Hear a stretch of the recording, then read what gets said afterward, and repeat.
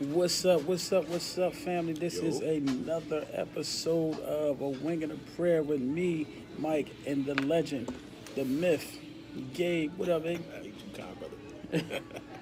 Chilling, brother. How you doing, man? Man, pretty good. Having a little rough week, man. Just somebody hit my whip. What? Yeah, somebody hit my whip, man. A little minor damage, but you know, he sped off on me. You had a hit and run situation. Yeah, I had to call the cops, get them to pull the traffic lights. It's a whole thing, man. It's a mess. Life happens. We didn't see their plates, none of that. I seen him. I can't remember that, man, but I know what kind of car he had. So this is an area. Yeah. So you might see him again. Yeah, it was downtown. Say no more. But God has changed me, hopefully. I'm all the way I'm all the way changed, man. trying to be the good guy. But what's been going on with you, man? Been a little rough week too, you know what I'm saying, but nothing that can't handle. Yeah. Everything's alright, you know what I'm saying? Yesterday though, me and my girl had we had a pretty good day. Oh, You know what I'm yeah? saying? As I came home from work, you know what I'm saying, it's been a little rocky last couple of days, you feel me? And we just had a real intimate moment, like not sexual, just like, you feel me, enjoying each other's That's presence. always a good thing. You know what I'm saying? The presence and, holding and hugging and kissing and stuff. And it's pretty intense intimacy. But it was a wonderful feeling. So, I'm in good spirits right now. That's what's up. So, Word, we just gonna jump straight in for the people. Because I love the people. I love the people because I'm gonna die for the people. So Judas and the Black Messiah, if y'all haven't seen it, spoiler alert, we about to dive in. oh man, great movie. Man. So turn this off. Well, after a couple minutes, let me get this view, like it, share it, but don't watch it all the way through because we about to spoil it for you. It's been out for approximately 2 weeks now, so yeah. over a week. So first of all, shame on you if you haven't seen it yet. It's been out for 2 weeks now. Yeah, You know what I'm saying? so you should have seen seen it drop. I saw the date the next morning.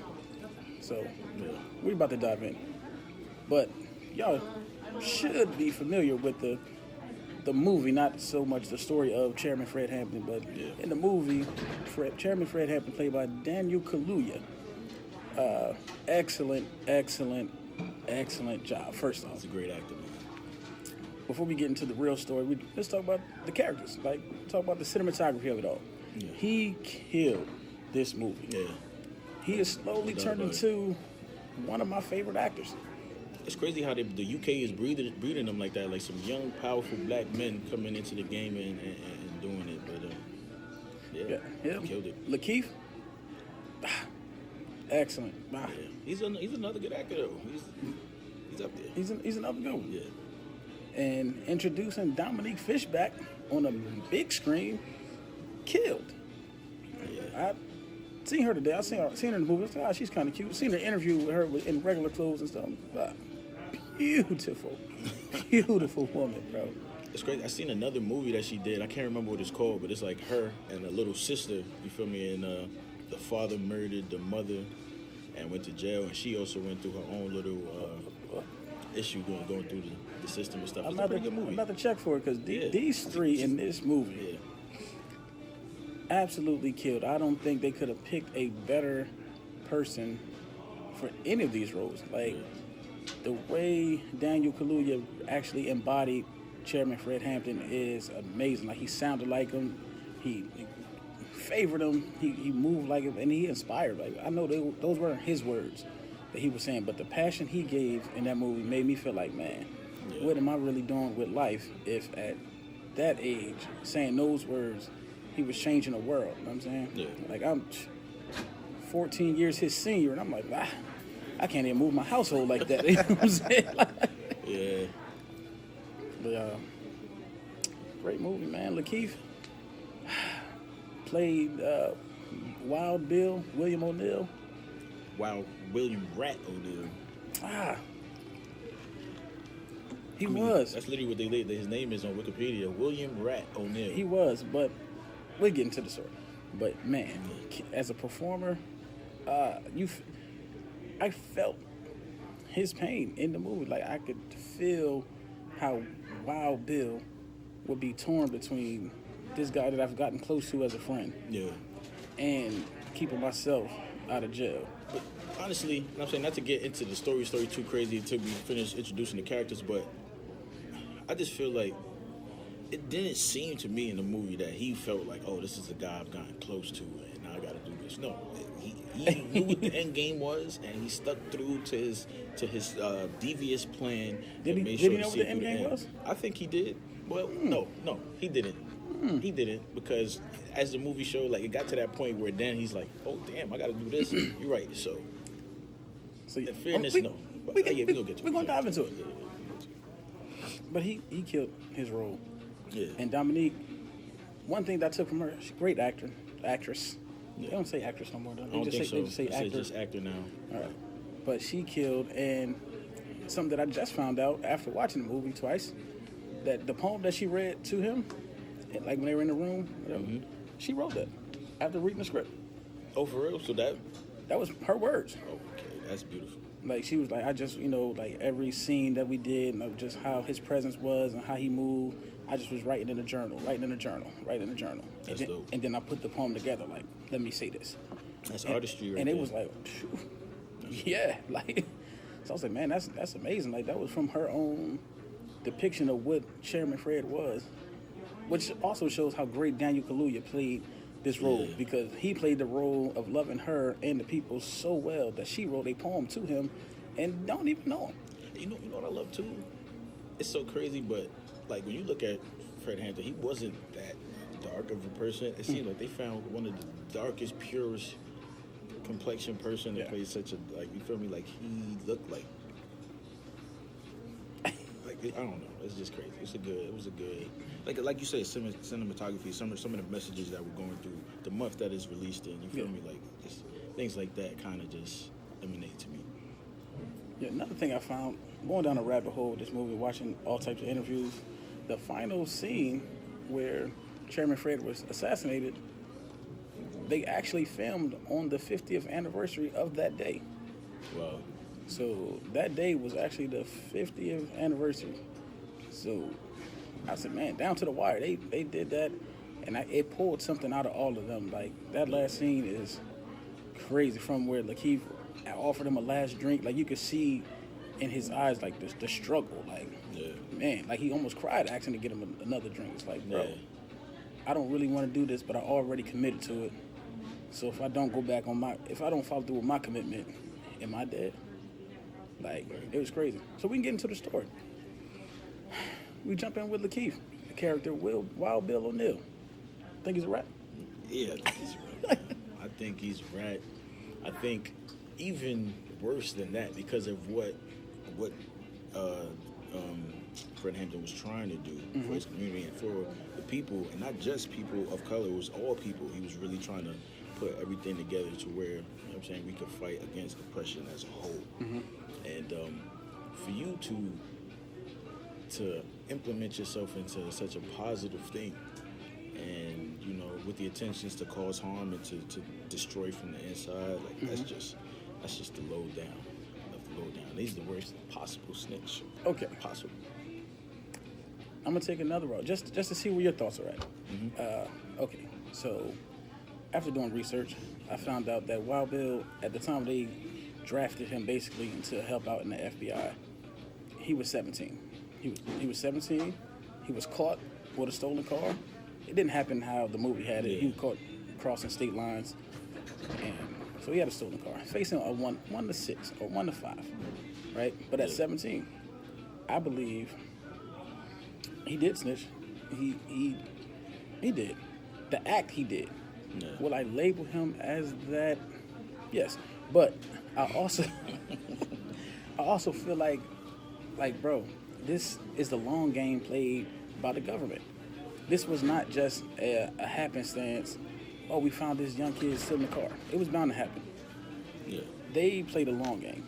Their whole thing is systematic, what do you call it? Racism, right? If he wasn't economically castrated and his family had money to send him to school, or they didn't, take all the factories and stuff out the inner city, because before then, inner city, black people was popping. Steel mills and stuff like that. You could, it's hard labor, but you can get there. Like, our great-grandparents never seen broke. They always had, my grandparents always seemed like they worked hard. but they always had. Yeah. But then they started, taking all that stuff out the schools. They took plumbing out. They took electricians out. They did all this stuff. And then you economically castrate the black people. So you put a 17-year-old with very few options out, and he does what 17-year-old with no options do, get in trouble. Yeah. You know what I'm saying? But that's a plan. That's not that didn't happen by happenstance.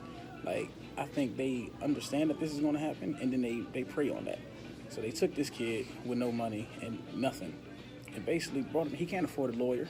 He couldn't afford no bail. He couldn't afford anything. Yeah. So they bring him in, and then the thing that got me was the question he asked as soon as he got into the police station was, "How did you feel about Martin Luther King when he got killed?" Word, like what? And then he was asked, "How did you feel about Malcolm?" Right? And the worst thing you can say is at that time is what he said. He said, "It didn't really matter. I don't care." Yeah. When you're apathetic to things, they felt at that moment, I can play you.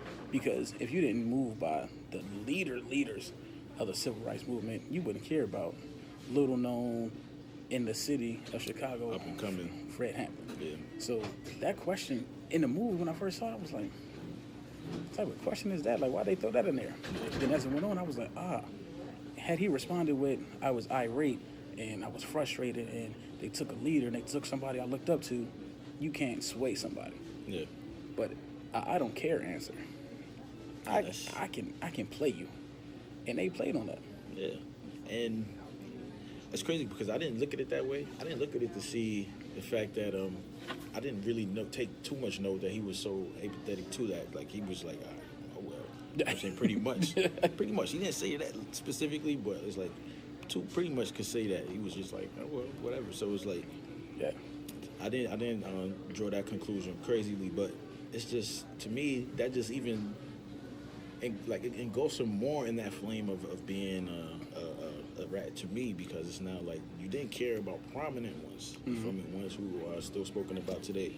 And Fred Hampton doesn't get as much, notoriety for what he stood for. You know what I'm saying? And our people, a lot of people didn't know. A lot of people didn't know this story. You know what I'm saying? Until this movie came out. So that's why, it's great that they did it, and it was well done too. So it's just like, that just makes it even worse to me. Like, you didn't care about Malcolm. You didn't care about Martin. You know what I'm saying? Why would you care about what this man stands for? And then when it comes time to make that final decision that he makes, you know what I'm saying, it makes it even worse for me. It just seems. I get that. But at 17, they died a couple years earlier. It probably just didn't hit home to him. It's like people that have died in the last year or so that we knew, we'd take it like, oh man, that's crazy. Congressman so-and-so died, or a civil rights leader died. My child wouldn't quite feel the same way as I feel. Like if Jesse Jackson was like, "Let's gone tomorrow," we'd be like, "Man, crazy, Jesse," or Sharpton, like, "Man, what?"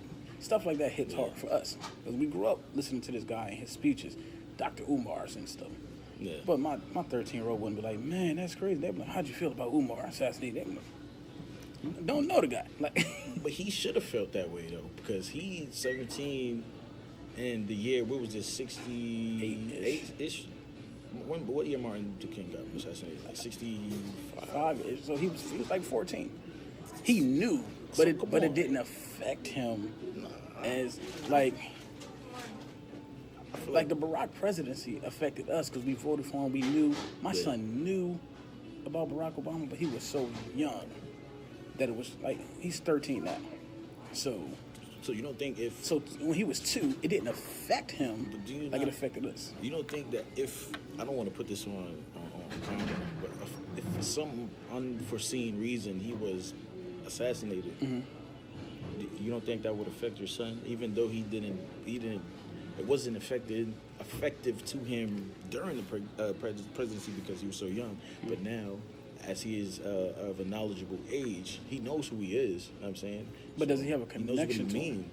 But you don't think it's still he would feel some type of way still? Like, damn, like that's like, there's so many people that sit, like Fred Hampton. I didn't grow up knowing him. You feel me? Like I was nowhere near the era in which he was. My mom was still young in those years. You feel me? Like, my mom was born 65, so she's still young in those times. So, but it affects me to this day to watch that movie and see it happen. when I watched the Malcolm X movie, when I saw things depicted, you feel me, Martin Luther King's life and stuff, it still affect me, you know what I'm saying, even though I didn't live through that time, watching this movie and things like that. So I just don't see how he could get off on some, I could just do this. Like, I hear what you're saying, though. He's young, 17 years old, you get arrested, you're facing 1 to 6 years. But a 17-year-old today will tell you, hey, I've faced worse time than that, and I stood tall. Yeah, so kids who are built like that, yeah, they're different. He's a car thief. And this is something I tell a lot of people, like, sidebar. Just because you're a criminal don't make you a thug for all things. Like, he was a car thief.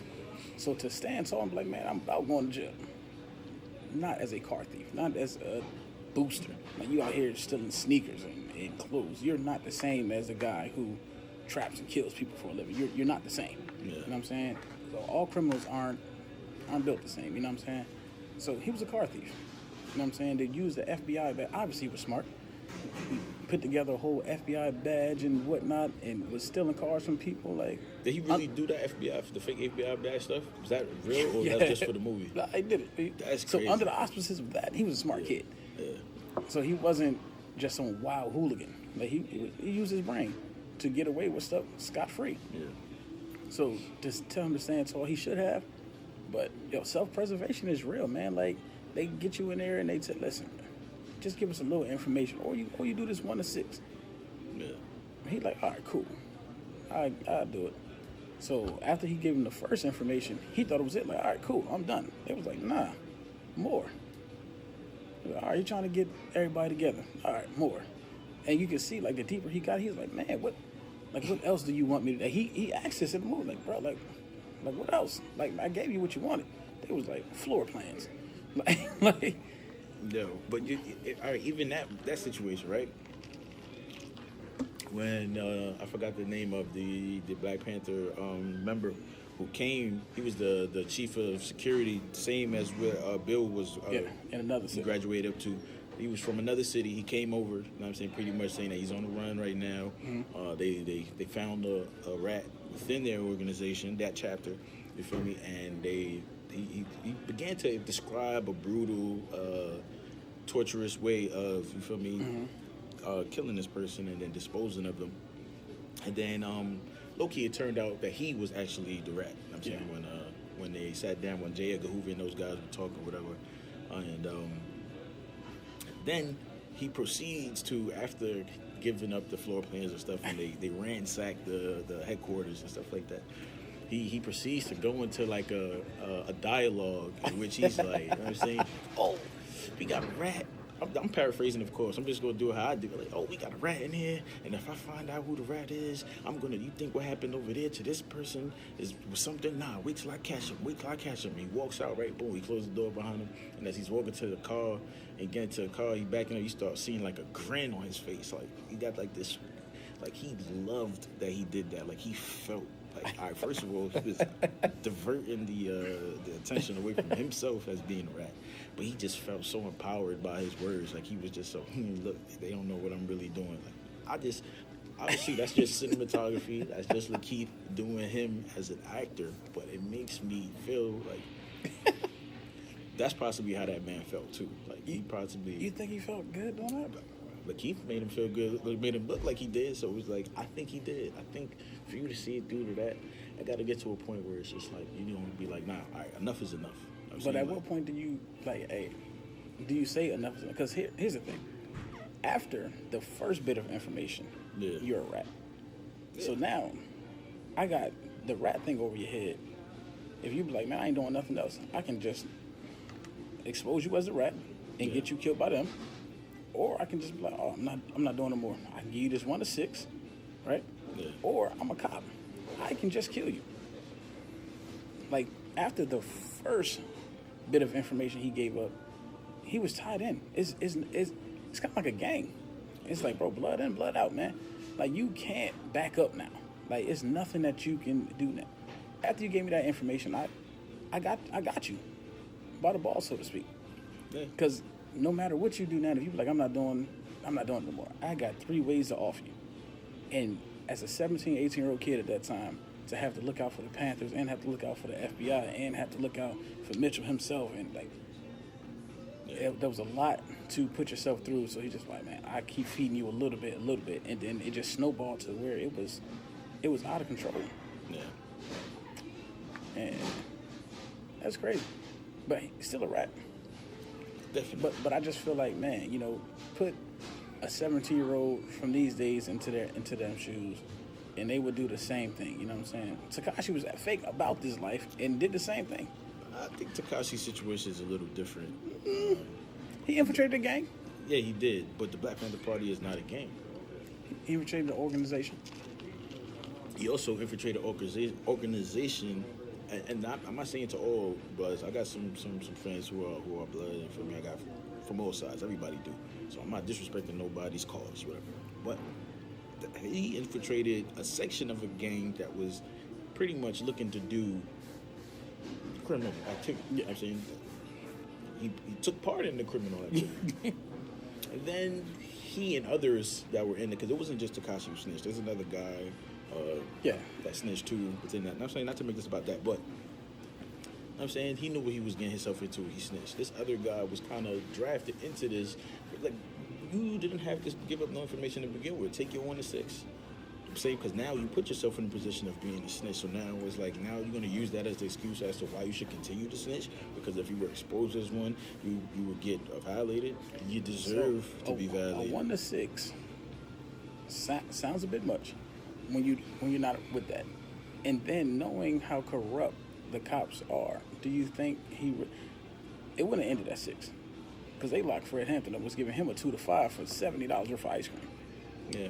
So at this point, he's like, man, I stole a whip and impersonated an officer. They say I'm 1 to 6, but I can get in there and be like, man, 30. But at the same time, you're out there doing crime. Like, listen, man, young folks. I understand. Understand this, okay? When I ain't never been to prison, but I've watched many stories and I've known many people who have. And a lot of people, it's no joke when you're getting shipped off into the penitentiary to do some time, like central bookings. I'm from New York, so you know what I'm saying, we got central bookings, and we got Rikers Island. We don't got a county jail. You feel me? So whereas other states, you might go to the county, you go to the precinct to the county. You feel me? And that's your introduction to the system. We don't have county. Rikers Island bookings. I've only been to the bookings, and that process alone is nothing that you want to do. So to see yourself living a life where you could go spend 1 to 5, 1 to 6, 1 to however many years of your life behind a jail cell, it's not worth doing what you're doing. So I say all of that to say, he was 17 years old enough. Obviously he's still a child. Mm-hmm. You know what I'm saying? You're still a child at 17. You're still a child in many people's eyes until like 25. I'm saying, so he's still a child, but you're old enough to know what you were doing. You're smart enough to put together this genius plan of impersonating an FBI agent and stealing people's cars. It's working, and you're loving it. You get caught for it. Now is your time to accept the consequences. You reaped the benefits of doing what you were doing. Now it came time, because you didn't know when to stop. You didn't know when to chill out. You got caught. And now it comes time to accept the consequences. And that's where I felt like he went wrong. He should have accepted his consequences. Obviously, without him doing what he did, and it's all necessary, we wouldn't have this story to speak about today in this movie today. You know what I'm saying? But I'm just saying, this is why I view him this way. This is why I can't give him any slack for being 17 or for whatever, because you had the opportunity to not he did yourself in that grave. And I agree with you. He's still a snitch, but I don't want to call it hate, but the disdain that I had for him as a person when I watched this movie, then I went back and watched. All right, I changed my stance, because after that, I changed my stance. He's a rat, man.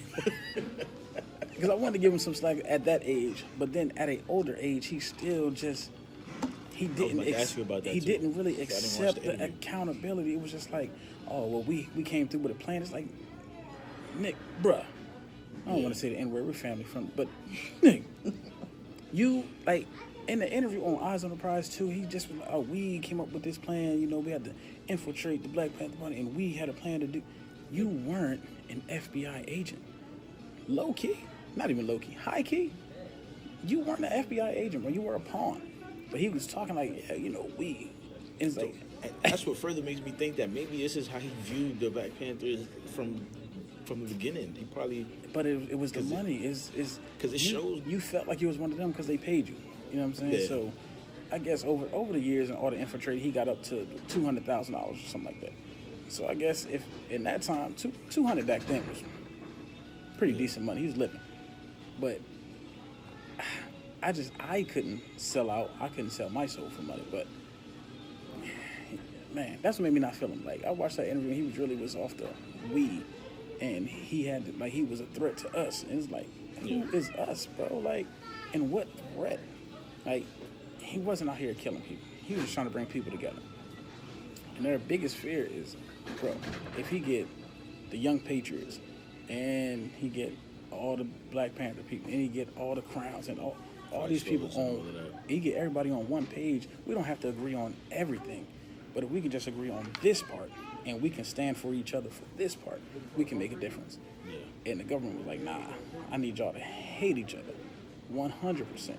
Because if you don't, and y'all actually come together, we can't overtake all of y'all. Yeah. We can overtake the Black Panthers by themselves. We can overtake the Young Patriots by themselves.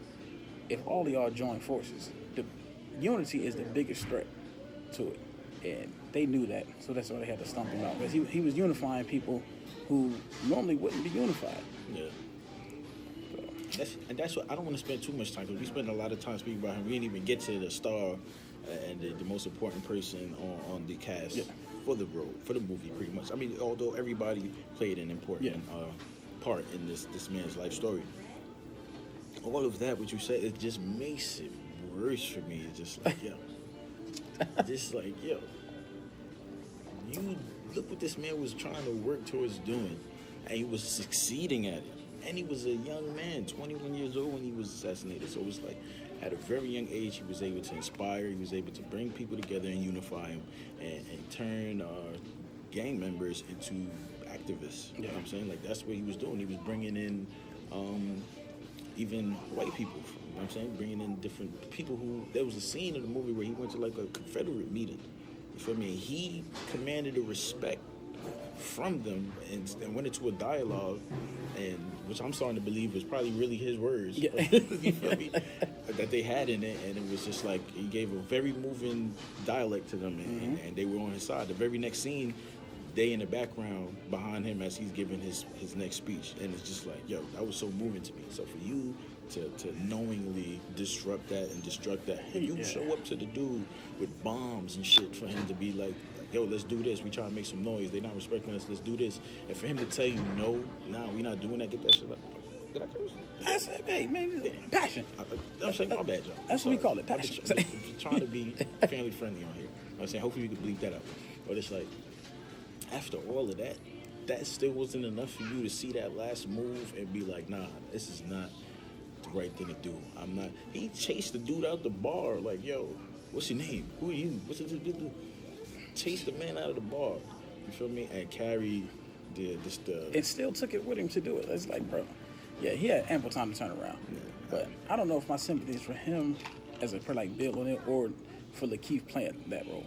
I guess because as one of my favorite actors, I was like, Lakeith, I feel bad for you, man. He enjoyed it, man. Not him as Bill O'Neill, but him as just a regular person, bro. Yeah. Like, I was listening to his interview today, and he was like, bro, I had to go through therapy and all this other stuff because, like, bro, it's so hard to pour 100% of your craft and your skill into a person who you don't feel at all. Yeah, you're not feeling that. Like, bro, I don't want. He's like, bro, I'm leaving scenes crying, and like I'm going to my trailer like really torn because I had to give 100%. I had to perfect this character who I have no alliance with. Like, I don't want to be him.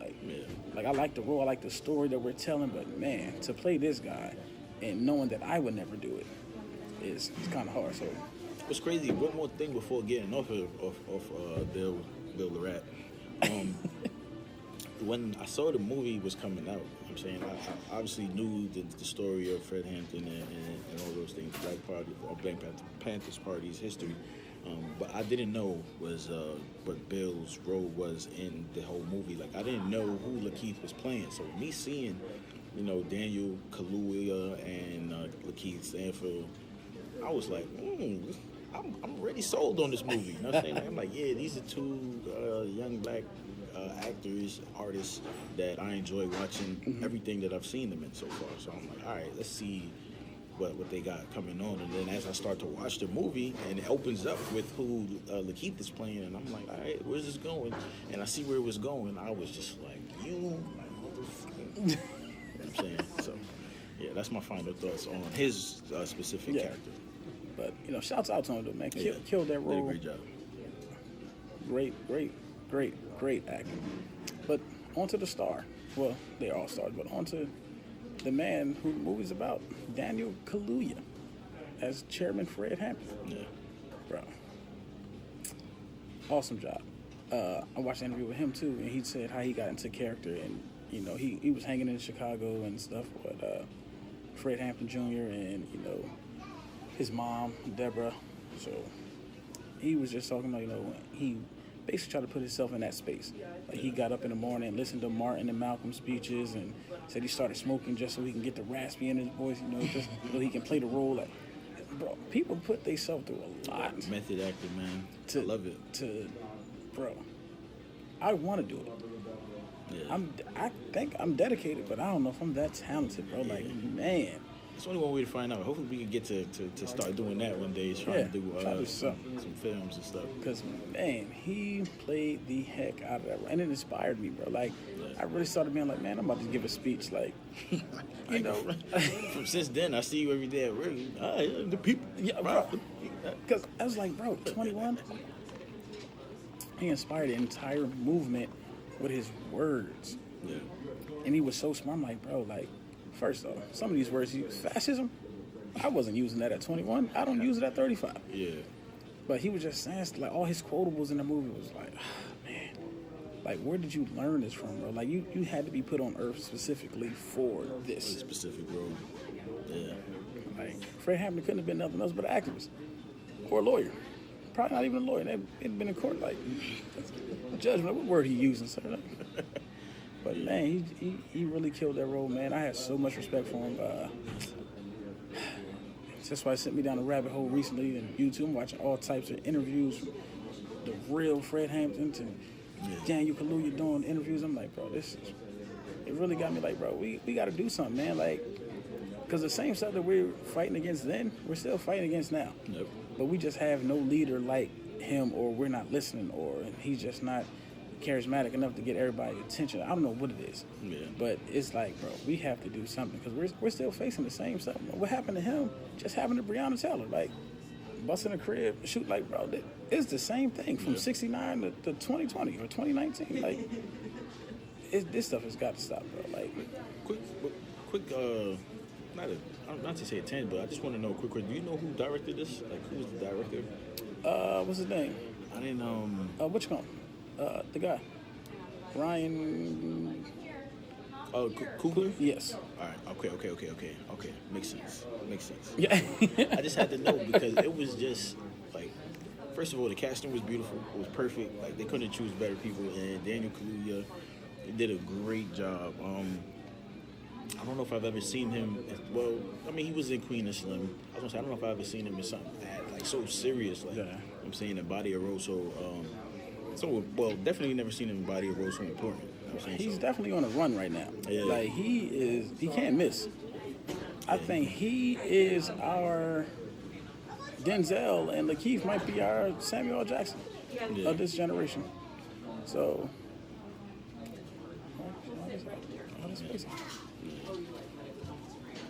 yeah. This will be the last installment of in this location. Oh, it'll work on that? So, yeah. He's been on a run. It's not gonna work, bro.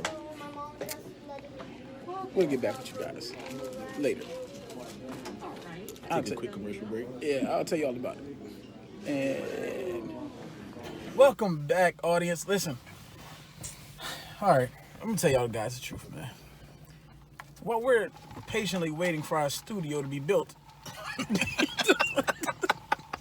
all right, while we're in between places that, record, we're doing hotels, but that becomes pricey. That's why I need you guys to share, like, subscribe, comment. Because renting rooms every week and try to give you content and stuff is expensive. So we were coming to Panera, they got Wi-Fi. We in here chilling. We talking. It's pretty empty. It's probably about 7 people in here, 300 tables. The, the sound you heard was a see. Whoop, whoop. This is why I agree with the Black Panther. Right, bro, listen. I gotta do a speech because all these tables and this Anglo-American woman comes in here with her grandson with the purpose of being loud and sitting directly next to us. You hear the whoop whoop and a talk, bro. Grandma, can I was looking at, that's what you see my eyes. I was looking at 20 other tables they could have chosen. First off, we're supposed to be social distancing. I'm just in here on the strength of, first off, my fault. I didn't get no sanitizer when I came out the building. But, we in here, we not social distancing, but, we take COVID tests for work and whatnot, so we know we good. And, other people ain't supposed to be really that close. So it's supposed to be skipped a table. It's every other table or whatnot. She came and sat direct. First off, we were in an area we weren't even supposed to be in. Yeah. Those tables were stacked up, and I moved them so I could sit over there in peace with my co-host. Yeah. Away from everyone. Here comes the Anglo-Americans, just gotta rule the world. We can't let these Negroes sit over there in peace and film their show. And they're talking about Judas and the Black Messiah. These niggers. We clearly got the phone set up, the stand. It's somebody on a tripod. It's 2021. We shooting with something. We recording something right now. She came over there with the purpose of being whoop whoop. Like what? Yo. This is what you did. Oh man. We tried to keep the show going, but it was not gonna happen. I'm saying, but between him and her whoop whoop noises. Thank you guys for sticking with us. Yeah, we had to change location. Now we're in the V. Listen, you're gonna get this content. You know what I'm saying? Thanks. You're gonna get this content. If I gotta sit outside in the cold, y'all gonna get this content. I'm here for y'all. I just need y'all here for me. Yeah. Please like, subscribe, and share so I can get a studio for real. I got other ideas that I want to, put out here. Other videos we want to make with more people, guests, the wives, everything. But I need space. We can't come here and be interrupted by, the boxcar children. But so anyway, back to the topic at hand. We're talking about Ryan Coogler directing the movie, which it seems like him and talking about Daniel and Lakeith. They're the Denzel and Samuel of our day. Yeah, they're the next two. Lakeith is more Samuel, a little wild, a little rough, and Daniel's a Denzel, a little smoother on the edges. A little smoother. Yeah, but transitioning from that story to another story, which kind of ties into why I feel horrible, and I don't like Wild Bill. But here's probably what he was scared of. Joe Ligon. You probably don't know this guy, but it came across Twitter and came across Facebook. Was released after 68 years of prison. Yeah. He went in at 15. He came out at 83. That's crazy, man. You know how far removed from society you got to be? Granted, he didn't steal a car. He did some stuff. But it was like one night of stuff. And he got 68 years. Knowing that the government can give you 68 years at the age of 15 and have you in jail for this whole time. First off, do you even want to come out? I think most people don't. But you know what? I think the difference, if his situation where as most people probably wouldn't want, I think because it was a murder that was committed, but I don't think he was a part of it. He just was there or something like that. So, you get thrown in with the whole mix of it. So if you're maintaining your innocence, it's like, nah. I want to come home. You know what I'm saying? So he probably was fighting for 68 years to try to say, look, I'm innocent. I ain't do nothing. I was just there. I'm saying, and they were just like, nah, you this color, you know what I'm saying? You was there. You might as well have done it too, because you're going to jail for the rest of your life. We have seen murders committed by Anglo-Americans in the last couple years. 68 years is a ton. Like, to throw that number out is crazy. So to throw the number out, The mass shooter in Charleston, I don't think he got 68 years. Yeah, you know what's so crazy? I don't even follow up because it's just so out of like it gets out of like it's front page news when it happens, And then it disappears once it comes time for like trials and stuff. But the guy who's what was the guy named? The guy from the Kenosha shooting, he's home. Like he was acquitted, wasn't he? Like. Yeah. And he killed, I think, 2 people. It was just one person. He shot other people, but he committed a murder, caught on camera. You know what I'm saying? He was not law enforcement, and he traveled across state lines with a firearm at a young. I think he was under the age that he's supposed to be carrying. He was like a 17-year-old kid, same age as Bill, right? But you feel me? You carry across state lines, illegal weapon, you murder someone.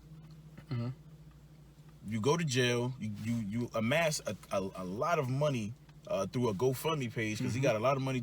Some people put together GoFundMe for him and put up bail money for him, so he got out on bail, and then to be acquitted. If I'm not mistaken, I mean, correct me if I'm wrong. Get in the comments. Don't hold back and get in the comments to let us know how you feel. But correct me if I'm wrong. But I believe he was acquitted of those charges, and he's now a free man. I think he was caught with a shirt that said "Free as F" or something like that.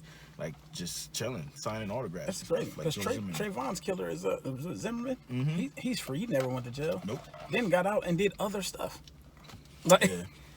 And then every year he does something to like bring back the memory. Like he sells the gun that he killed him with, or he makes T-shirts, or he's just signing autographs. Yeah, it's just like what's with the signing autographs? What is with the being? He's a celebrity. You know what I'm saying, killing someone, especially someone of color. You feel me? Getting off. And then proceeding to sign autographs like you're some star or something. Like you did something important. Yeah. Well, he only can do it because people allow him to, and the people who really hate us, they show their true colors because they're the ones who want his autograph or want to talk to him or want to speak to him. That's true. Because he did what they wish they could do, but don't have the heart to, or they have too much to lose to even try it. You know, like to try to kill a teenager and just be like, I'm gonna walk. There's no guarantee you're gonna walk, so people have a lot to lose. Yeah. But this one made me have a little empathy for Wild Bill. Man, it's just after 68 years, I don't care what I did. 68, going in at 15, I'm a child. I don't think adult-ish. You know, juvenile life now is what, 25? Yeah, I think so. And he's been in since 15 till he's 83. He's institutionalized. Like, y'all really let him come home to die. He's not going to be able to function out here, man. He was just, all right, you taking up another spot. We need somebody else in here. Just go at home. Because there's nothing that he can do with his life at 83. He's done. He's never worked. He's never got anything. So what is he going to come home to? Well, everybody he's known is gone. His mom is gone. His dad is gone. His brother. Yeah. You're 83. Nobody that you know is still around. I do know a man was recently released from prison too. I don't remember his name. Michael something. I can't remember his name. Y'all get in the comments or whatever if you're familiar with what's going on. You know, he was recently released from prison. I think he was arrested on some like marijuana charges or something like that. And you know how the whole view of marijuana is starting to change. You're starting to see it be legalized in many states, and it may finally make its way to being federally legalized to where it's no longer viewed as a class 1. I think it is. I think that's the highest class 1 or class 3 drug. I forgot what it is, but it's up there with like heroin. You know what I'm saying, and it's marijuana. But he was released recently, and there's this activist by the name of Sean King. I don't know if you're familiar with Sean King.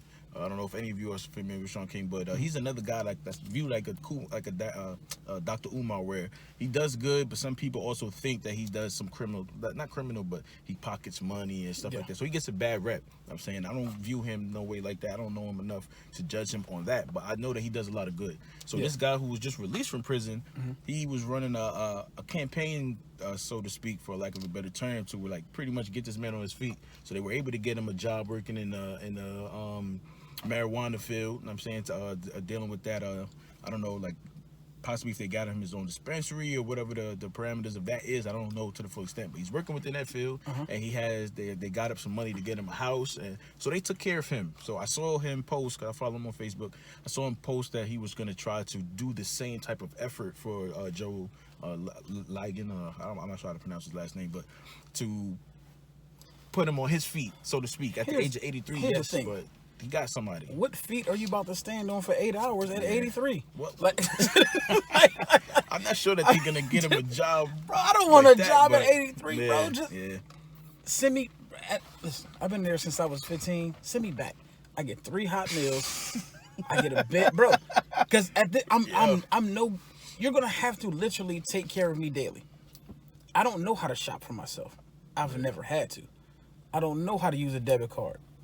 I went in, they wasn't out yet. Like, all I know is cash. I don't know none of the banks. I don't know how this works. He didn't write checks.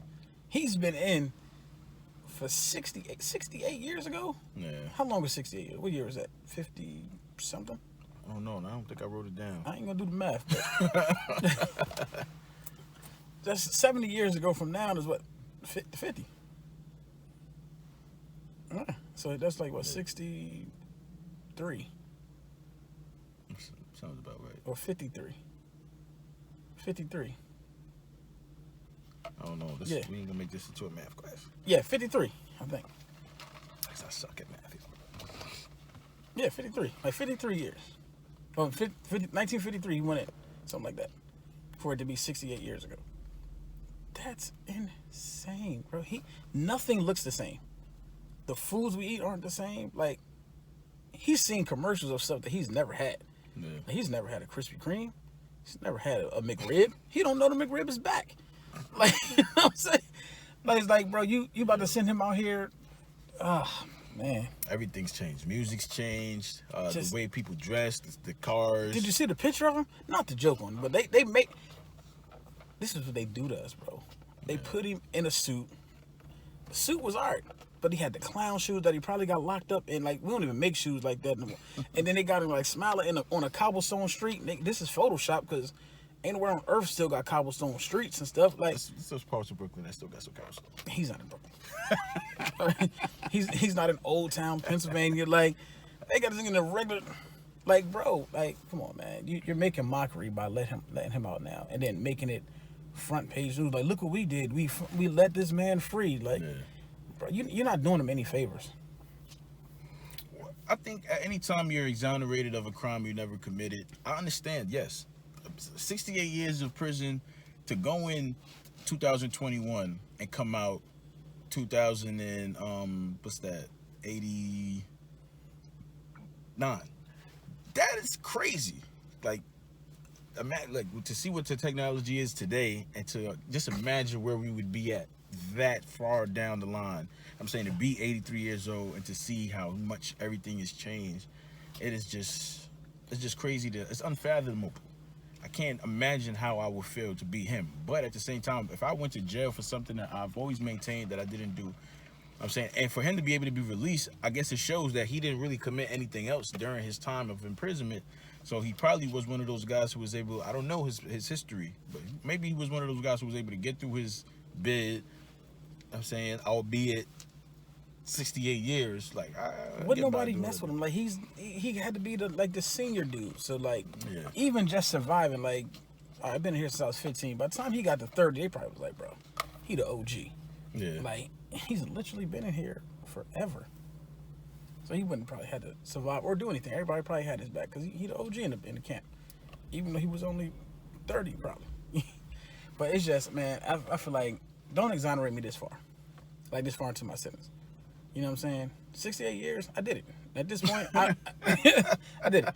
I don't want to talk about it no more. Just bro, I'm 83 now. You have that would infuriate me more. Now I'm gonna go out here and kill somebody for real because you've taken 68 years of my life that I didn't do something for, or if I did, 68 years. Don't release me now. You could release me 20 years ago. Let me have some sort of life. You know what I'm saying? After 25 years, you could have been like, all right, look, guy, get on out of here. Then I'll be, 40, 50, I'm cool. But to keep me in here until I'm 83 years old and pretend that you're doing me a favor, I'll be like, we're releasing you. I feel like it's a slap in the face. It is. And, like, I mean, he could have died during any point of his 68 years of imprisonment. A lot of things could happen in 68 years. I'm saying he could have been through many things. He could have been through rape. in the prison. He could have been through. I know he was probably subjected to a lot of brutality by the correction. So he could have been subjected to many things. I'm saying the type of food you got to eat in there, the living situation, and how uncomfortable you must be knowing that you're never going to go home. I'm saying because I'm sure Or how comfortable that you get. It was a life sentence. Yeah.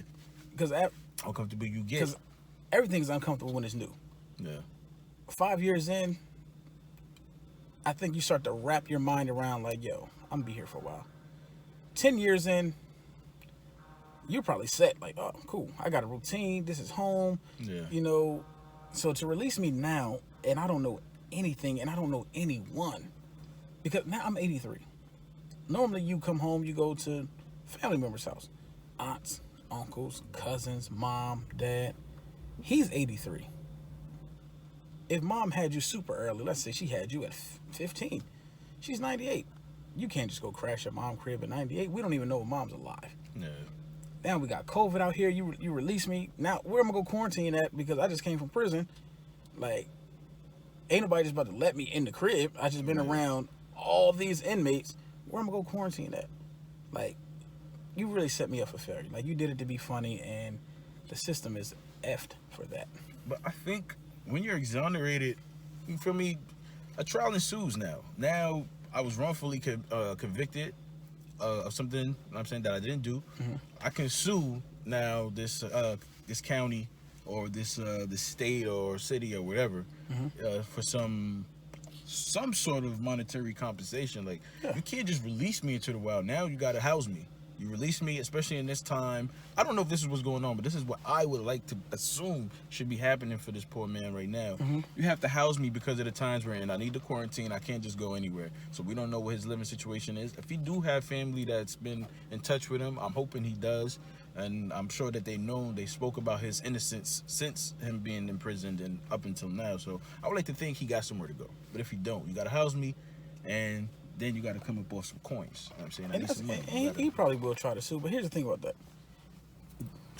The city money is way longer than ours, so they're tied up. Yeah. The exonerated 5, they got money, but it took, 13 years of having a lawyer on retainer and having, I'm saying, just going to court and doing, bro. So they said after they got their money and then paid their lawyers after all that time, and then broke it down 5 ways, they all really got a portion. They didn't really get we out here with 50 million. It was like, nah, it was 50 or 40, whatever it was. Yeah. But after paying the lawyers, they get their 30% off top. And then we split it 5 ways.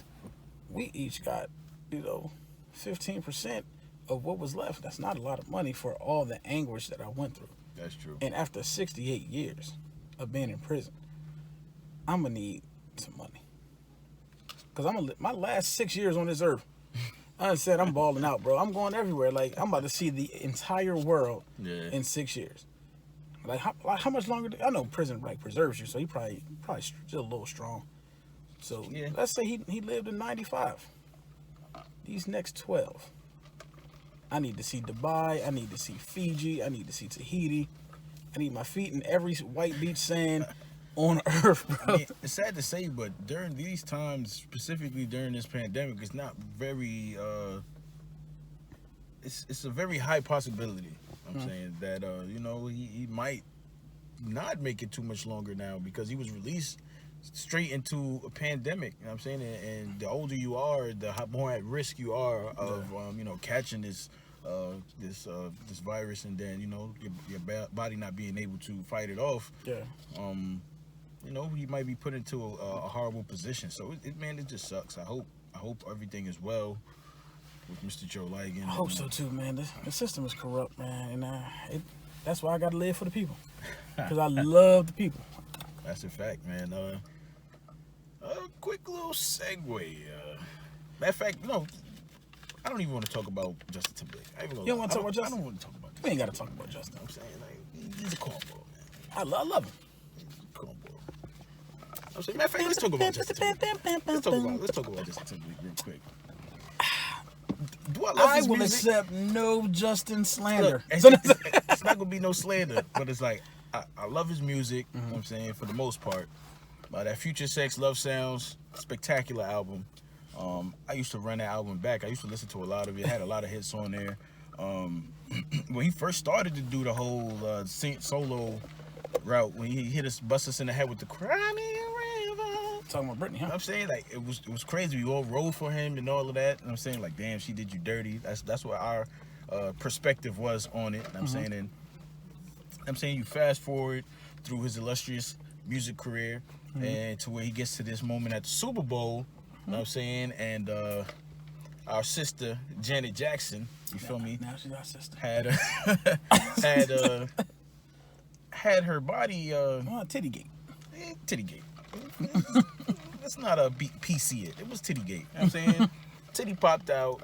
Everybody knows the story by now, and she was ridiculed since then. Like she was banned from certain shows, Grammys and stuff. Like she was never invited back to the Super Bowl. Did she do the Super Bowl again?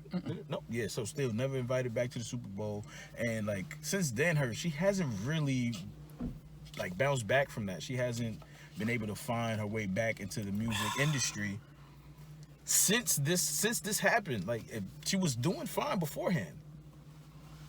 She wasn't doing good beforehand. I'm glad you talk, man. I'm saying she was doing fine beforehand. I'm saying she's not Michael. You know what I'm saying? There's only been two prominent Jacksons in that family. It's been Michael Jackson and then Janet. She's been the only other one to have a successful solo career. Successful? Yeah. You know what I'm saying? So for that to happen and then for him to not speak up in her defense, like for him to not say, like he was fine. Armor was not chinked. He was able to continue to go to Grammys, continue to perform, and continue to get his bag. His career continued to grow until it reached a point where, you know, it fizzled out. But still to this day, like not too long, when he just did the Super Bowl like 2-3 years ago, wasn't it? Yeah, he did something. Like 2 years ago or something. It was pretty recent. So people still checking for Justin Timberlake. Not so many is checking for Janet.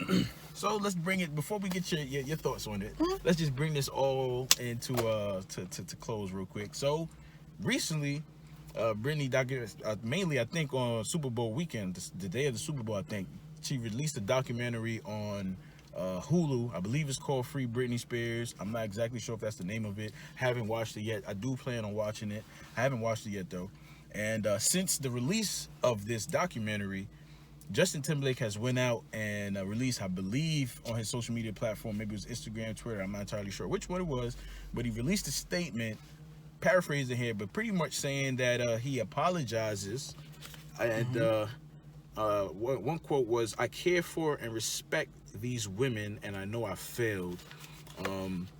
He went on to say things like he didn't speak up, and, you know, he didn't... things of that nature. He didn't pretty much have their backs. It's pretty much what he said. Paraphrasing again, of course. But I just feel like he's full of crap. You know what I'm saying? He's full of it. And he's trying to...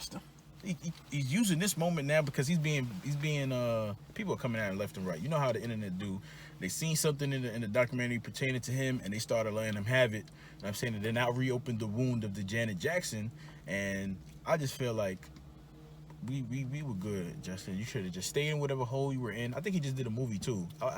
Something told me not to watch it, and then this happened. I'm like, you see, that's what told me not to watch it. He's still a scumbag. I'm not gonna support your movies. I might still listen to some of your old music, but I ain't gonna listen to nothing new. I'm and Justin, you know what I'm saying, like, he's corny. He's a corny guy. My take on that is, I don't know what people wanted from Justin. Here's the thing about the internet. They love you one day, they hate you the next, they'll love you again. Yeah. They're fickle. This cancel culture that, first off, we gotta stop giving people who don't, you don't have the power to cancel me, bro. Like, I'm not about to spend my life trying to, like, be PC because the internet's gonna cancel me. Bro, if people like you, they're gonna accept your flaw and still like you. If they don't like you, there's nothing you can do to make them like you. Being politically correct, it's not going to make them like you. So walking on eggshells, it's not going to make them like you. And that's point blank. Justin, you my guy. I don't think you owed anybody an apology. What? Because what did he do to Britney? It's not what he... I don't know. See, he didn't do... I don't know what Britney he did to went through a whole crisis, and then she crisis? basically gave up all her. She signed. I forgot what they call it. A conservatory. It's like some clause where she doesn't control her money. She doesn't control her likeness being sold. She doesn't control the words that she can post on her Instagrams and all this. She doesn't control anything. Her dad controls it. So anything that is ever released on her Instagram or her Twitter, anything, it has to go through him, and then he has to approve it. She doesn't have any. Basically, she has a legal guardian, even though she's grown and the moneymaker. Yeah. Like, so he has complete control over everything, business and personal. She was crazy. Justin did nothing to you. Like, if he did something, I hate the Justin did something to me in 2002. It's 2020, 2021. You're not hurt by it. Like, you've been past that. You made millions after that. Like, you're okay. You went through a whole Vegas residency. Nobody ever talked about it. You get a documentary, I'm gonna open up an old one. Go see a psychiatrist. Go see a therapist. And he doesn't owe you something after all these years. But she's supposed to put that in the documentary. If the documentary is about these things that accumulatedly in time, is that even a word? Accumulatedly? Probably not. Accumulatively, I think that's the correct way to say You are it. Mike Washington in this thing right now. I think the second one is official. You know what I'm saying? I think that's right. I gotta check my Merriam-Webster's. But you know what I'm saying? Like, that's something that happened that led up to this point in which this documentary is being put out. Everything is on the table. She has to, implement all of these things. She So can. that's why that's in her documentary. I didn't watch it again, but it's not like she's going around saying Justin Timberlake did this to me, and I'm saying that this is what called the attention to it. I'm saying he felt the need to now say, oh, look, I apologize in 2021. So you said that the people don't have the power to cancel. I feel that way, but I also don't have 4 or 5 million followers. And if I did, I'd be politically correct all the time. I mean, but so then you should have came out and said that that it was possible. If I don't know, you could be right. I don't think he felt that way, but since the internet likes to cancel people, and you see what they did to R. Kelly, and you see what they doing to T.I., and he's like, man, listen, let me jump ahead of this thing. I'm sorry, I failed you. So I just don't agree with it. The Janet thing, I didn't think he owed her an apology. That's what's crazy to me. Because I think it was part of the performance, and it was a wardrobe malfunction.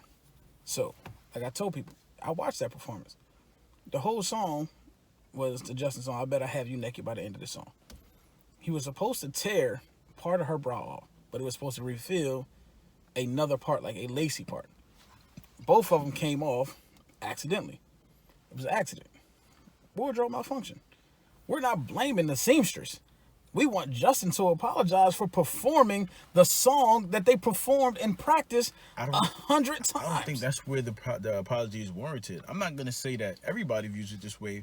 I don't think he owed her an apology because her boob was exposed. Her titty was shown. That's not what I'm saying the apology is warranted for. I think the apology is for what followed, for when she was canceled. Because she was canceled after that. Mm-hmm. He did not step in to say, hey, look, this is unfair to what's happening to her. Look, this was an accident. This was a wardrobe malfunction. Y'all not saying anything is wrong with me. Y'all didn't say y'all not canceling me. Why are we canceling this woman for something that she had no control over? Why are we not blaming the seamstress? Why are we not blaming the choreographers? Why are we blaming her for something that we both performed? I'm saying it's my song. These are my words. Let me ask you this question, bro. That's where the apologies were we checking for Janet around that time anyway? The only reason she was on that stage with him is because they were dating at the time. What year was this? 2004, 5. What year did that song with Janet and Busta come out? 90 something. Yeah, it was a 90s song. It was. It wasn't. Janet ain't had a hit since that song, and before that it was Rhythm Nation. Nobody cared about Janet. Her star was her name. Her star was she was attached to her brother. Her star herself was never really huge. Velvet Rope was good, but it wasn't iconic. She was in a movie around that time too, wasn't she? A Tyler Perry movie? I was in those. Nah, Tyler Perry wasn't out that early. He was. He wasn't doing movies at least. He probably was doing Medea still. Oh, then she wasn't in a movie then. The only movie she was doing was Tyler Perry's. Why Did I Get Married? I'm trying to think. I can't remember. You might be right. Nobody was really checking for Janet. I don't know if we was checking for her. But she was on the stage because she was dating him, and it was like, all right, cool. But does that give it an okay for her to be like, all right, nobody's checking for me, but now I'm buried. Like, first, I wasn't checking for me to begin with to come up to this point.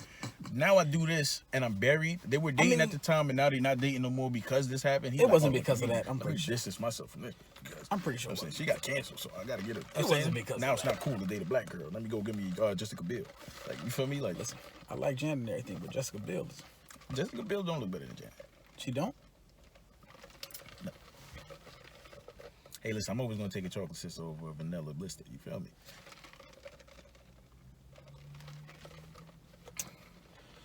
I don't know. Jessica Biel, all right to me. Jessica Biel's alright. She's alright. And Janet's 90. Like, do she care that she was getting canceled, bro? Like, how? Janet is not 90 years old, but of course you care. First of all, we gotta stop pretending She's a Jackson. we gotta stop pretending that these things don't affect our mental psyche. You know what I'm saying, first of all, going through what the Jacksons had to go through with the type of father they had was already enough for your mental. You feel me? To now you become successful, separate from your brother, you're doing your own thing. You feel me? Like, regardless of how many people was checking for her at the time, she's a name that was known. You feel me? She's at the stage, people are rocking with it. This thing happens to you. It's humiliating, to say the least, at first. Like, she was humiliated. Why am I bugging with my words right now? She was humiliated in front of thousands of people, millions of people. This is the Super Bowl. Then, How was she humiliated? Because people seen her titty? it wasn't supposed to happen, bro. But When that was the first time But seeing listen, Janet titty? when something, all right, but it wasn't planned. No, hear me out. It wasn't planned. When something happens to you that's not planned, that you didn't plan to do this, and it just happens, you become embarrassed, bro. You get embarrassed, and that's humiliating for you because people that you didn't intend on seeing this at this moment right now are now seeing this. So she was humiliated. She was embarrassed. He didn't have her back, bro. And that, to me, is the problem. Like, regardless of they're not dating no more, whatever, they were friends, I'm sure, at some point before this, and maybe, well, definitely not after, but before this. He had a responsibility to be like, look, at the very least, chill on Janet. I'm saying, cut her some slack, defend her. If he didn't apologize, he didn't defend her either, bro.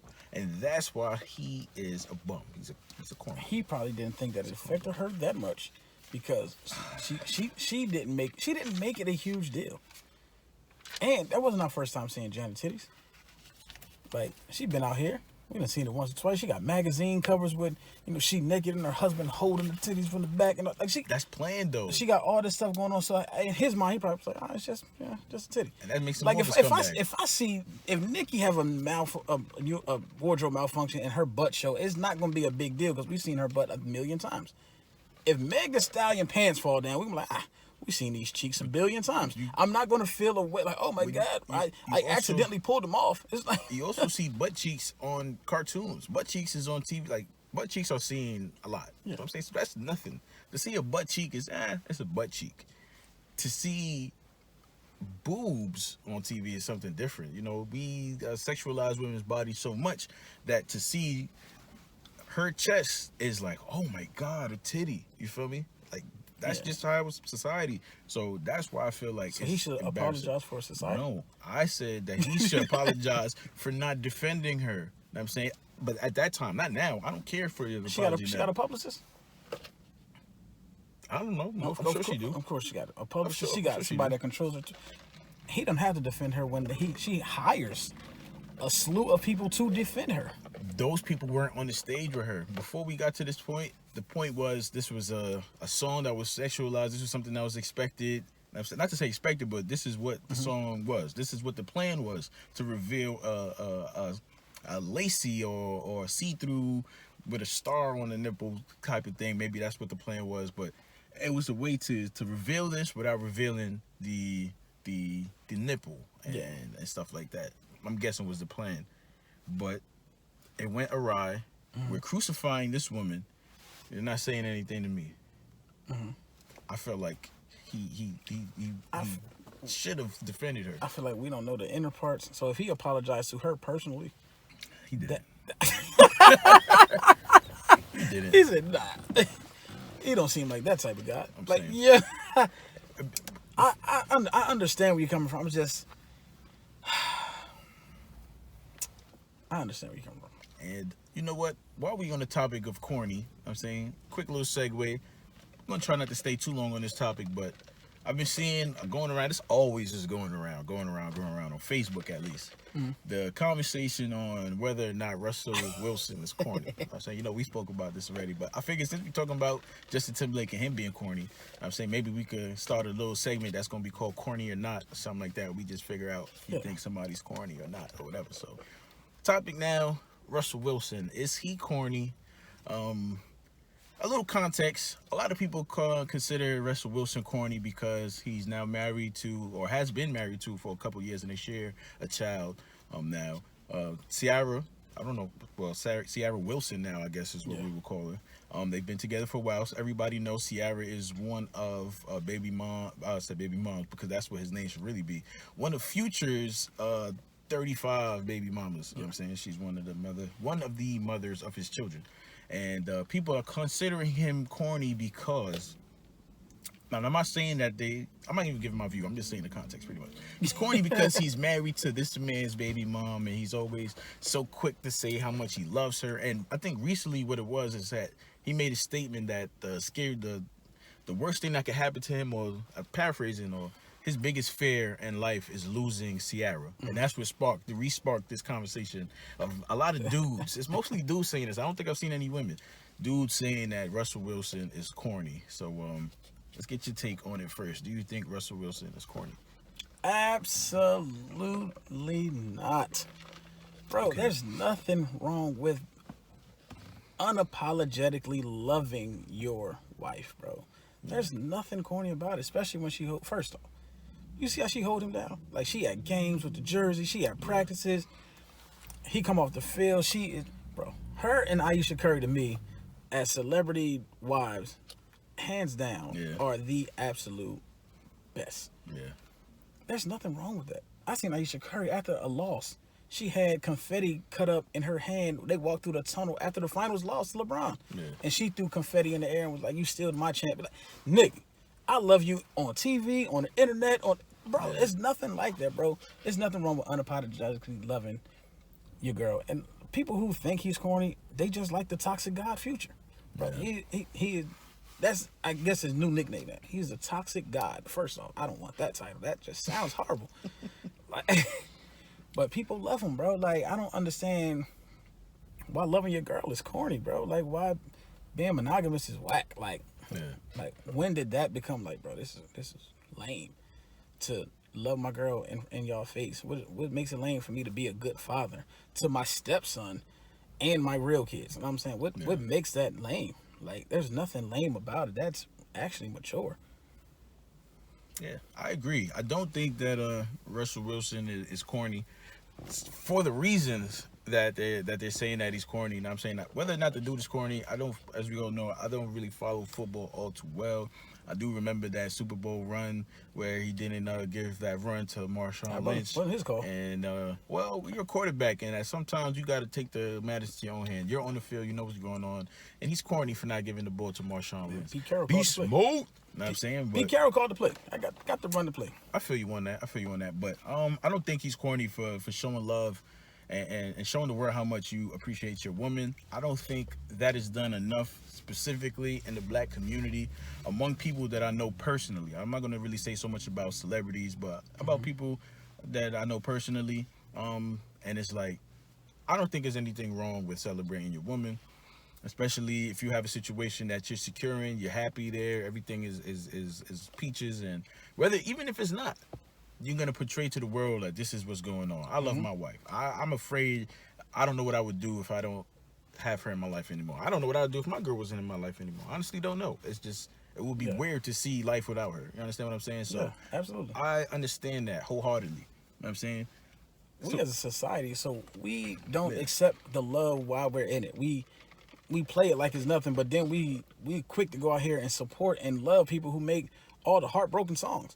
Yeah. Like, if you'd have treated her right, you'd have treated her like Russ, she would never left. But now that she left, we want to, Drake you to death with all the heartbreak songs. We want, you know what I'm saying? Yeah. Lil Wayne got a heartbreak song, and Jay-Z, on 444 when Beyonce was gonna leave and all, bro, why we wait until it's over to be like, oh, now we want to be on a Don't Leave, and now we got R&B playing, I Should Be Your Boy again, I'm sorry. for 2004 and 21 and like, bro, like, like we wait until it's over to be like, oh man, I love you. Like, nah, I love you in it, bro. Like, Yeah. I treat you like a queen every day. That way, you treat me like a king. You can't tell me that love. If that love is one way, then I'd be like, bro, he kind of lame for that. Like, Yeah. but she obviously reciprocates that love. All he says is he love her, and I can't see life without her. He takes a bunch of pictures with her, but she's traveling to wherever he's at for games. She's always at the practice. She's always in the tunnel. She making TikToks, and he just be chilling. Like, she's always around him. Obviously, she loves that nigga too. Nah, that's a fact. And before we come off the topic, I just want to say I saw something. I think you say you saw it too on Facebook. It was just funny. Like, it's funny to me. Like, I don't think he's corny, but I'm gonna just real quick. The dude said something like, "Yo, Russell Wilson is the type of dude that if Russell and Ciara went on like a couple's vacation, you feel me? They at a resort, and it's Monday. All the girls is going to do spa, so the dudes is gonna go to the bar, or they was gonna play. I forgot what he said he was gonna do. They're gonna go on a little trek on their own. They're gonna do their own thing. You know what I'm saying? Russell Wilson, the type of dude, the dude said he's the type of dude that's gonna be like, nah, I want to be with Ciara today. So he don't go with the dudes. He blows the guys off. He goes with Ciara. They chilling, and then he discovers the girls don't want him there. So finally, he like, all right, I'm gonna go chill with the dudes. Then the dudes drinking Henny. He like, nah, I'm gonna just have like a martini or something. Matter of fact, I think he said a vacation in Jamaica. So he like, all right, so the dude smoking bud or whatever. He like, nah, I ain't gonna smoke. Like, even in Jamaica, and that was just funny to me, like. Cause you can low key see, but can you like when I see pictures of him with that curly hair and like the that's long flock. That's the vibe you get. I ain't go front like the way he be. Here's my thing. I know football players, and I know football locker rooms. I've been in a few. Yeah. Ain't nothing lame about him, bro. Would you see on I love my wife. I'm saying he travels 8 weeks out of the year. He's somewhere else playing the game. Like, bro, he from Seattle to New York. He from Seattle to Atlanta. He from Seattle to Texas. He's around. Yeah. He go to strip clubs. He doesn't. He's around. He be around the guys. You think all them guys in the locker room, you think him and DK Metcalf and everybody else just like, you know what, leave Russ. He's reading the Bible and we're going to go out and... Nah, I don't think he's out here. I don't think they like that. I think he's like, no, I'm good, guys. I'm good. I don't think so. Ciara just did a new magazine. I'm gonna read it from front to back. She wouldn't even accept that lameness. So I just don't believe that, man. Like, yeah, I don't think he's funny though. He just loves his girl, man. Like, I thought that was funny. Steph is always around Aisha. She had all the games. She traveled all the games. She in the locker room. She in the post game conference. She got the kids. Either he got her or the kids next to him. Nobody ever called him lame. You know what it is to me? Allen Iverson did the same thing with his when he was on top of the world. Either his kids or Tamika, whatever her name was. Tamika, right? I don't know. Honestly. Yeah, I think it was Tamika.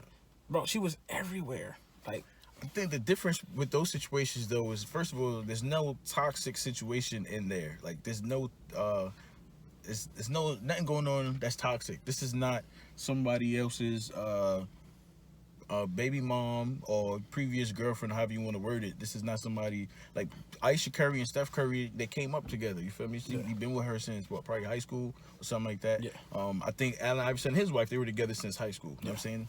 Ciara was a R&B star. Well, we can still consider her an R&B star. You know what I'm saying? She doesn't really do it too much now, but I'm sure she still does shows. But she was a previous star who was in a relationship with another guy in the entertainment industry who happens to be Future, who's the toxic guy, like you say. And now she's married to a football player. So some people are saying, like, people views, you see, I didn't really want to be on this topic too long, but from what the views I be seeing of people is like, all right, she was dating the thug. I'm saying quote unquote. Let's just call him that because of the type of music he makes or whatever. So she's dating a thug, and turns around when that don't work out. She goes now and go get the guy who everybody views as lame, who might not actually be lame, but this is his view. This is what society views him as. And now she's with the safe guy when the toxic guy didn't work out. And with the safe guys, I think their argument is that y'all don't want us when y'all view us as lame and safe and corny and nerds, but then when after it doesn't work out with the thug, now all of a sudden she also dated Bow Wow, and there's nothing thug about him. Like, she just was trying to find herself. Like, there's nothing thug about Bow Wow. He's Mr. 106 in Park, so obviously she don't like just one type of person. And she definitely don't like thugs because she dated Bow Wow. She's used to dating corny, is what you're saying. That's just her. That's her MO. She dated Bow Wow. To me, Future's corny. Like, I think So that's 3 for 3. I think she is the lamest of the three. Like, but yeah, she was just trying to find herself, man. Like, and at that time of her life, a little younger, she might have won. Everybody goes, we from the hood. You from the hood. Yeah. You seen chicks who, at one point in their life, wanted the thug. They wanted the nigga on the corner. They wanted the guy that hustled. They wanted the guy with all the clothes. They wanted the guy with the money. Yeah. He out here with rentals and da-da-da. And then you grow up and be like, bro, I need stability. I need maturity. That stuff that I liked back then just don't move me now.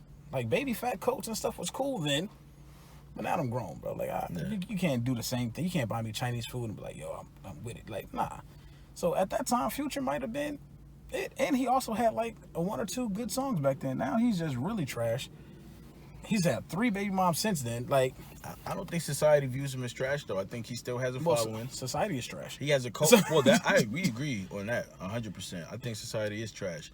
But he has a following. He has like a cult following of people who are gonna everybody has a hive in these days. Like, well, not everybody, but when you reach a certain point of stardom, he's viewed as a somewhat of a pioneer of music, because a lot of his sound is what we hear from most people. A lot of people today, even though I'm saying T-Pain was doing the auto-tune, everybody tried to shut him down, and then Future. But long story short, that's why it's such a talked about topic. It's gonna come up again. Some other time, something's gonna happen. But everybody that likes Future, you look at them, you think their life is cool? Like, honestly, like, it's nobody that likes Future. I'd be like, look at this lawyer guy. Like, he got it all together. Like, nobody listens to Future and you think they got it together. It's the dude that's like, you are one blunt away from being a crackhead, bro. Like, nobody likes Future that's a mature adult. I think there are some mature adults that like some Future songs, but to say that they like Future specifically is a whole other thing. Like, to say that somebody is a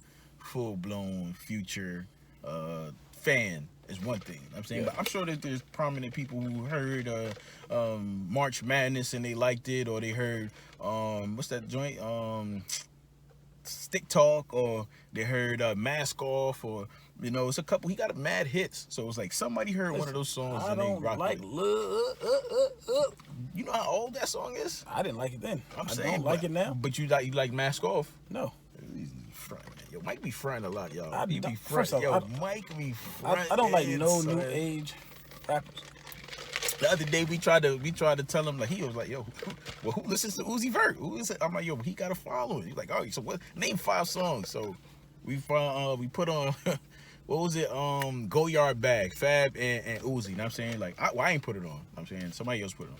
And he's just like, he's not moved. Like, Go Yard Bag was fire. Like, that was a good song, Lil Uzi Vert and Fab. He like, oh boy, I haven't listened to Fab since Holla Back. And I'm like, you fronting, bro. Like, I haven't. Bro, my rap is different, man. Like, these new rappers, bro, very few. Well, I listen to 2 songs from. One, you might catch me. Like, Young Thug on this Chris Brown song, I'm like, man, Thug, I don't know what you said, but I like this. But then that's it. Designer, 1 song. That's all you got from me. I can't listen to you ever again. Uzi, never listen to you. Well, ain't nobody listening to Designer. No, but 1 song, maybe. And that was only because it sounded like Future. Future, I don't know what he sounds like. You probably thought it was Future when you first heard it. I didn't, because I don't like the guy. You friends. You was like, I don't like Future, but I like this one. Then somebody probably was like, nah, that's not Future, that's Designer. You probably was like, all right, good. And I really like this song. I don't know any Future song. I don't know what he was saying.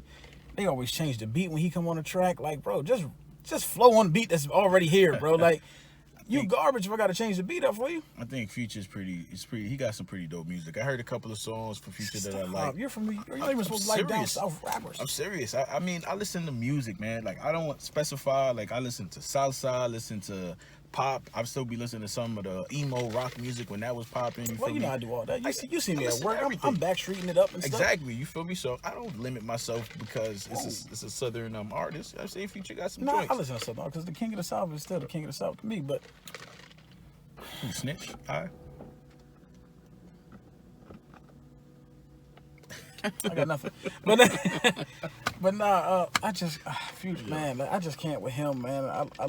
I love the slight shade that Russ throw at him. Like, I love it, bro. Yeah, what's crazy to me is that Russ is. He said, we don't need your little child support. You keep that little money. We good over here. I said, my man, Russ. So keep that little money over there. You see this contract I just signed? Baby Future is calling Russell Wilson dad, and I know that's gotta be a little. Picky. But do you see the difference, bro? Like, you seen Baby Future's birthday? No, I didn't. Russ got it. Russ wrote a whole soliloquy on Instagram, bro.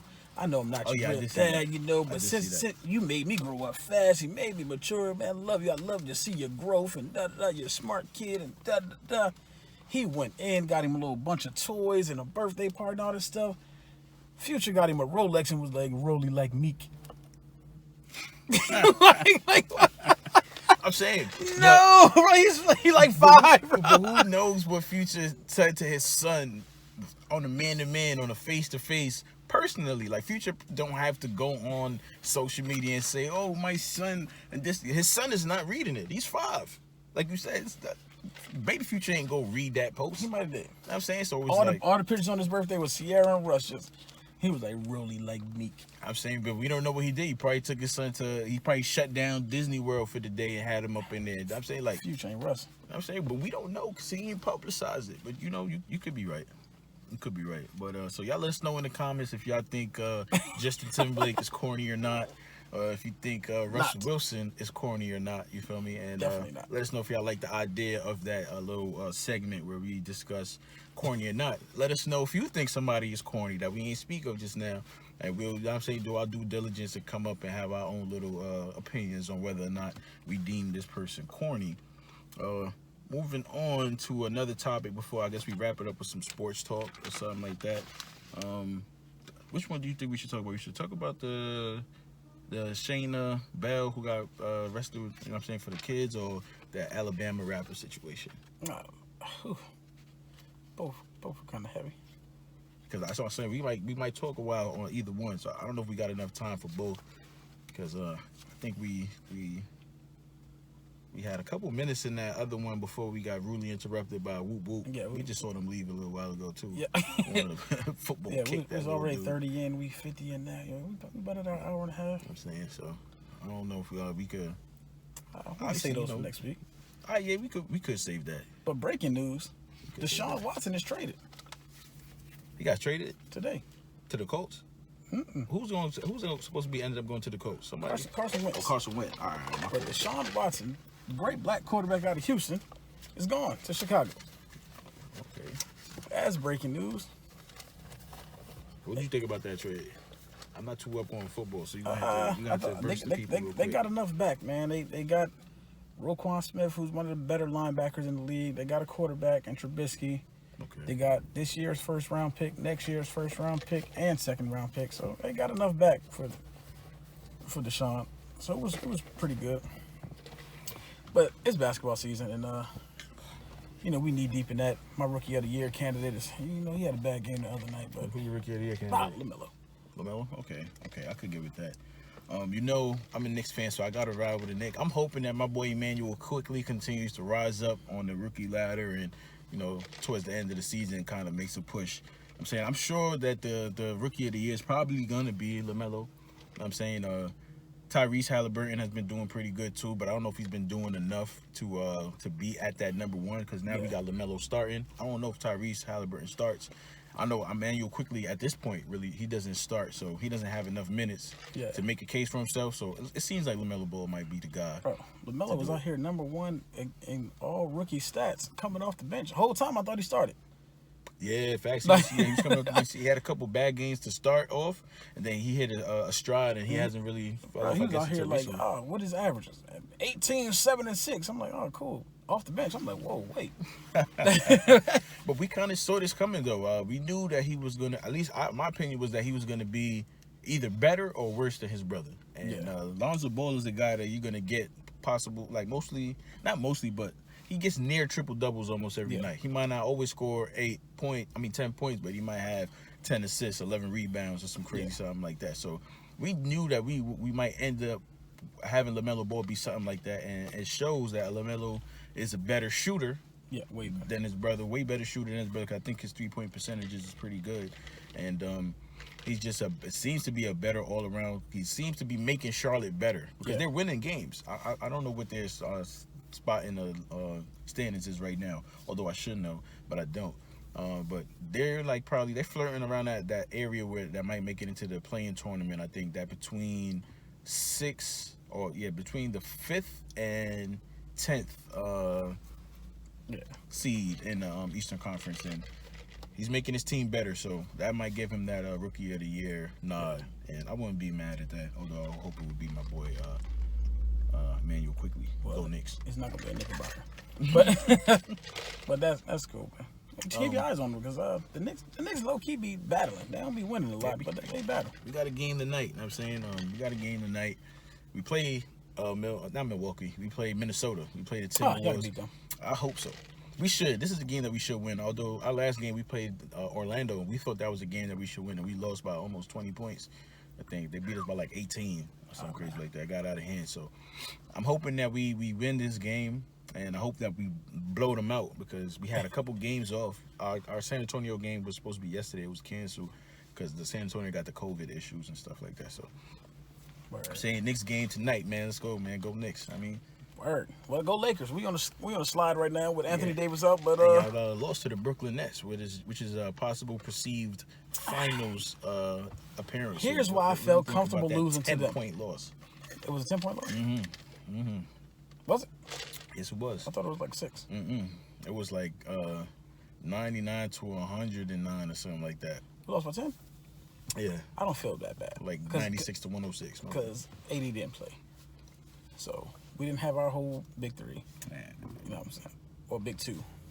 Yeah, whatever. AD come back. He's worth more than 10 points, and he'll definitely stop them from some of these paint scores. You know what I'm saying? So I feel confident still, man. We about to trade for Boogie Cousins. I don't know what that's going to do. It don't got to be a trade. I think he's getting bought out. He's getting bought out. Well, we about to bring him back, and I don't know what that's going to do for us because he's slow. Well, he's going to have the choice. But he bangs. So let's see if he decides to go with LA or he decides to say, I'm going to join the Brooklyn Nets or I'm going to join he's definitely not going to shoot the ball there. The New York Knicks or something like that. Well, Knicks. He shoot the ball in. Well, he's a Kentucky guy. We got a lot of Kentucky staff. Knicks, yeah. He don't want to be the 10th place. He's trying to get a ring. I'm saying he might push them the over Knicks? the top a little bit. Not to get a ring this year, of course. Oh, but you think that highly of Boogie? No. What I'm saying is that's a playoff push, and for him to show what he got on this team right here could show him a possible contract in the next season when it's time to go. We already seen what he got since that Achilles injury, bro. That he's just too heavy to come back from it like he was. Of course, he'll probably go with a contending team though. So it would make more sense for him to go to the Lakers, to the Nets, or something like that. But yeah, so this makes me think, all right, boom. Was this Anthony Davis craze really that beneficial? Because it's showing that he also has injury issues because Anthony Davis gets hurt a lot too. Yeah. And so if he can't stay healthy, are the Lakers going to even be able to get this? This is an Achilles issue. I don't know, bro. He's out for 4 weeks. You know what I'm saying? Like, so. It's not Achilles, it's a calf. Oh, it's a calf? It was a calf? All right, okay. But, bro, 4 weeks? That's a long time. Yeah, man, 4 weeks at 2, sometimes 3 games a week. We looking at 12 games or something like that, bro. Between 10 and 12 games. We go 500 there. We drop from the 2nd seed to like the 5th. Like, you don't want to be that far down, you know what I'm saying? But I guess when you got LeBron and AD going into the playoffs, you just got to make it. Hey, as long as you make it in. We'll see. Well, I'm hoping that I don't feel like nobody in the West could beat them. Can stop us. You don't think Utah making a lot of noise over there? But I think we can beat Utah.